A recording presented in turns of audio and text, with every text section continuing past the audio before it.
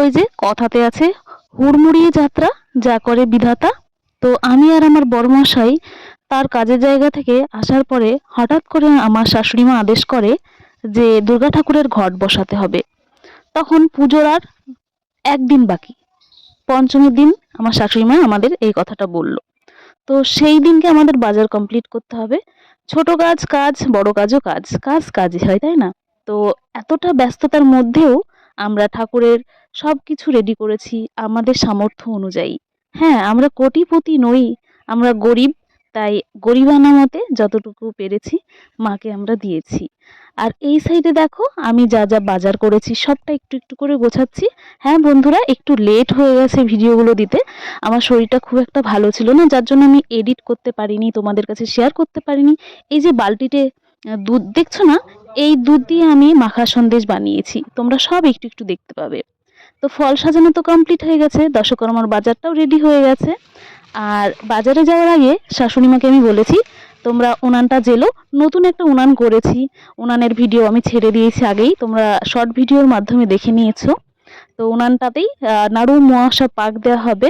আজকে আমাদের বাড়িতে ভুজিয়ার নাড়ু, চিড়ের নাড়ু, তিলের নাড়ু আর মুড়কি এগুলো হবে আর কি, মুড়ির মোয়াও হবে।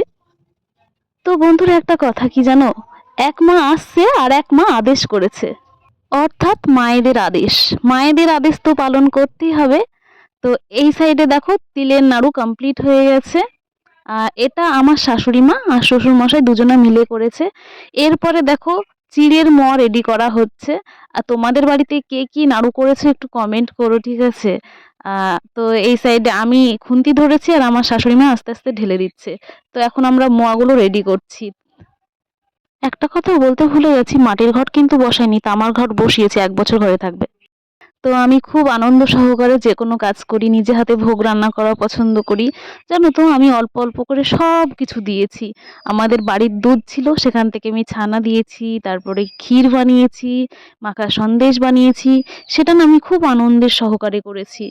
তোমরা যে যেখান থেকে আমার এই ভিডিওটা দেখছো না কেন, সবাইকে অনেক অনেক ভালোবাসা রইলো এতক্ষণ ওয়াচিং করার জন্য। মা তোমাদের সবারই মঙ্গল করুক। আহ এমন একটা প্ল্যাটফর্ম পেয়েছি, আমরা হয়তো বা এই পৃথিবীতে থাকবো না, আমাদের এই ভিডিওটা আমাদের পরিবারের কাছে স্মৃতি হয়ে থাকবে, তাই না বলো?